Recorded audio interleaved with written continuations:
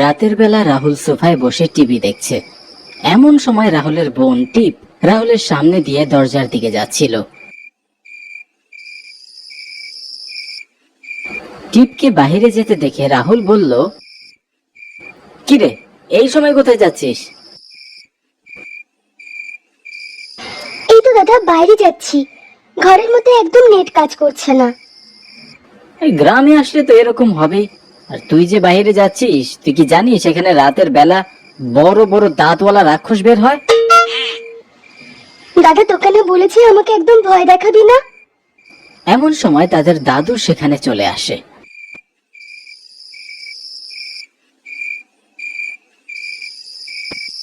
কি রে দাদু ভাই, দুজনে ঝগড়া করছিস কেন? দেখো না দাদু, রাহুল দাদা শুধু শুধু আমাকে ভয় দেখাচ্ছে। বলছে রাতে বাইরে গেলে নাকি বড় বড় দাঁতওয়ালা রাক্ষস বের হবে। তুমি বলো না দাদু, ভূত বলে কিছু আছে নাকি? এসব বিষয় নিয়ে মজা করা উচিত নয়, আর ওরা শুনতে পেলে বিপদ। দাদু, তুমি কাদের কথা বলছো? কারা শুনতে পেলে বিপদ?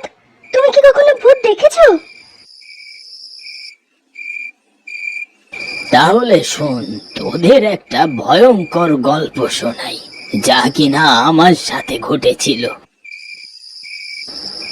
আজ থেকে প্রায় 30 বছর আগের ঘটনা।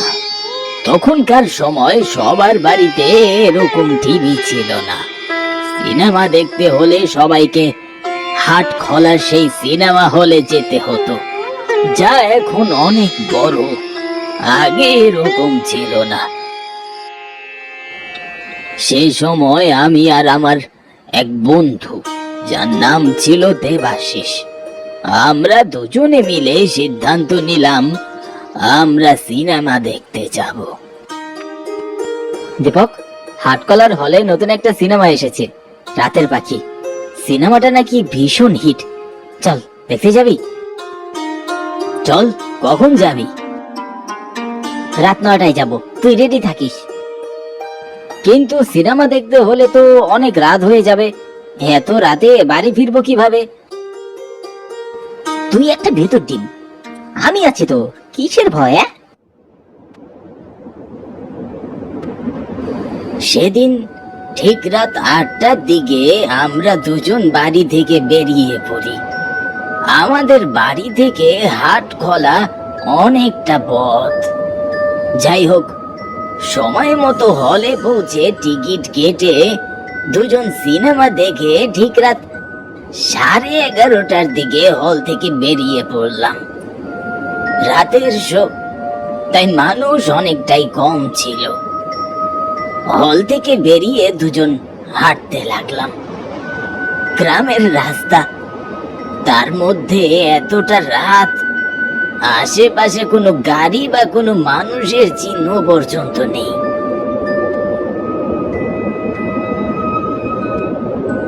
সিনেমাটি দারুণ ছিল, বল? হ্যাঁ, অনেক ভালো ছিল, কিন্তু দেবাশিস, এতটা পথ অন্ধকারের মধ্যে যাব কিভাবে? আশেপাশে কোনো জনমানবের চিহ্ন পর্যন্ত নেই। বেশি কথা বলিস না তো, তাড়াতাড়ি পা চালা, অনেকটা রাত হয়েছে। আজ বাবা বাড়িতে তো ঢুকতেই দিবে না। আমরা দুজন চুপচাপ হাঁটতে শুরু করলাম।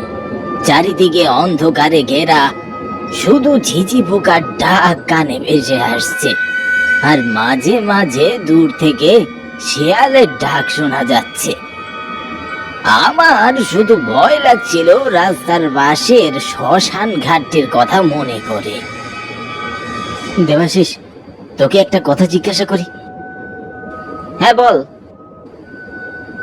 তোর কি ভূতে ভয় করে না?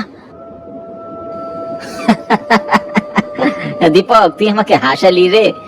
ভূত বলে আবার কিছু আছে নাকি? আমি ওসব ভূত টুতে বিশ্বাস করি না ভাই।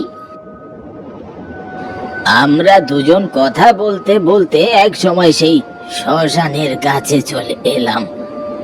আমি বরাবরই ভূতে ভীষণ ভয় পেতাম। আমি দেবাশিসের হাতটি ধরে অনেক জোরে জোরে হাঁটতে লাগলাম। দেবাশিস আমাকে ভয় পেতে দেখে একটা হাসি দিয়ে বলে উঠল, দেখ, আমি এখন এই শ্মশানে যাব, দেখি ভূতে আমাকে ধরে কিনা। আমি আজ প্রমাণ করেই ছাড়বো যে ভূত বলে কিছু হয় না। এই বলে দেবাশিস আমার হাতটি ছাড়িয়ে নিয়ে শ্মশানের দিকে হাঁটতে লাগলো। আমি তাকে অনেক ডেকেছি, বারবার বাধা দিয়েছি, কিন্তু আমার কোনো কথাই সে শুনলো না।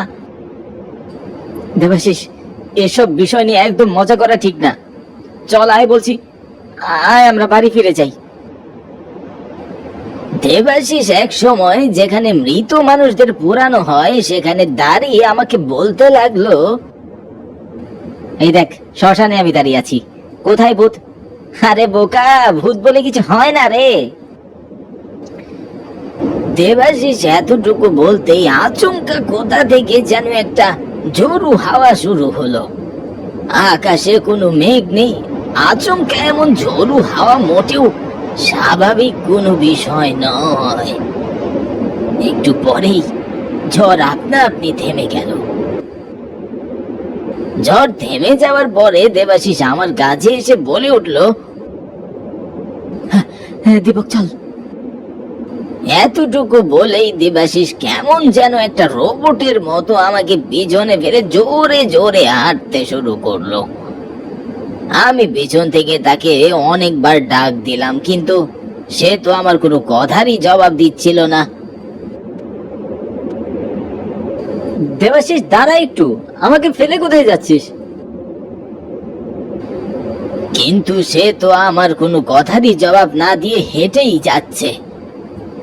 আমি এক সময় জোরে পা চালিয়ে তার ঘাড়ে হাত দিয়ে বললাম, দেবাশিস কি রে, কি হলো তোর? আমি এ কথা বলা মাত্র দেবাশিস আমার দিকে ফিরে তাকালো।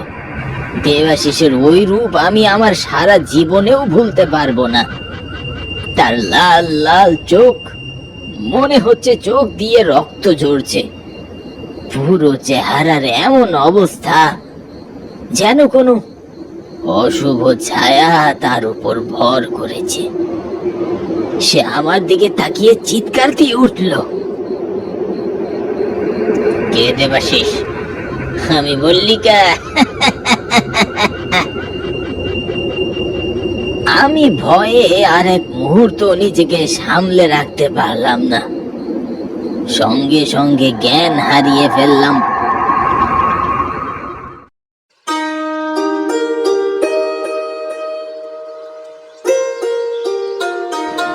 পরের দিন যখন আমার জ্ঞান ফিরলো তখন আমি বাড়িতে। রাস্তার কিছু মানুষ নাকি আমাকে অজ্ঞান অবস্থায় পেয়েছে, আর দেবাশিসের কোনো খোঁজই নাকি পাওয়া যায়নি। তার ঠিক দুদিন পরে দেবাশিসের লাশ শ্মশানের পাশের পুকুরে পাওয়া যায়। আমি সেদিন আমার সবচেয়ে ভালো বন্ধুকে হারিয়ে ফেলেছি। এখন তোরাই বল ভূত আছে কি নেই। আমি যেই ঘটনা তোদের বললাম এটা আমার সাথে ঘটে যাওয়া একটা ভয়ঙ্কর সত্য ঘটনা বই কি। ভূত নিয়ে কেউ কখনো মজা করো না, ঠিক আছে?